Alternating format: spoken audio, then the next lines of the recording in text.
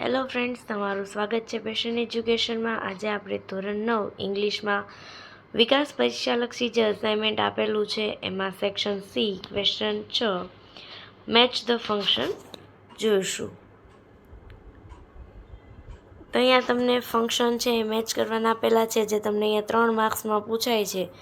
પહેલું સમજીએ કે Sanjay can not come with us. તો જ્યારે કેન આવે ને કોઈ પણ ફંક્શનમાં કેન આવે એટલે એ એબિલિટી દર્શાવે। તો પહેલામાં શું આવશે? B ability. She has to take medicine એટલે કે એને મેડિસિન લેવી જોઈએ। હેવ ગમે એ આવે તો એ શું બતાવે છે? નેસેસિટી યાની કે જરૂરિયાત બતાવે છે।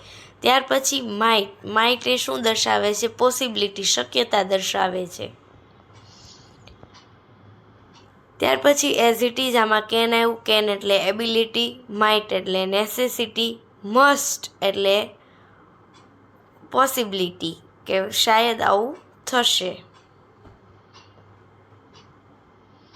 ત્યાર પછી મસ્ટ એટલે નેસેસિટી, ઓફટેન એટલે વારંવાર થતી પ્રક્રિયા, તો એમાં ફંક્શન આવે ફ્રીક્વન્સી, અને ટોમ ડાન્સ એટલે મેનર્સ।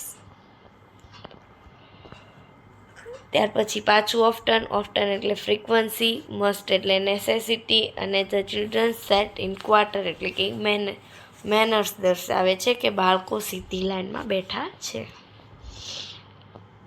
ત્યાર પછી એઝ ઇટ ઇઝ અહીંયા પાછું કેન આવ્યું। કેન એટલે એબિલિટી આવે, અથવા તો એક્સપ્રેસ અલ્ટરનેટિવ યાની કે આ અથવા બીજું ઓપ્શન આપેલા છે। He said that he was fine reporting કે તેણે કીધું કે તે ફાઇન છે। હાઉ એક્સટ્રીમલી અહીંયા એક્સટ્રીમલી આપી દીધું, ઉદ્ગાર ચિહ્ન આવે એટલે ઇમોશન। ત્યાર પછી of course you can response question અથવા તો રિક્વેસ્ટ કરે છે, અને ત્યાર પછી inquiry. Thank you for watching. મારો વિડીયો પસંદ આવ્યો તો મારી ચેનલને જરૂરથી લાઇક, સબસ્ક્રાઈબ અને કોમેન્ટ કરી આપજો।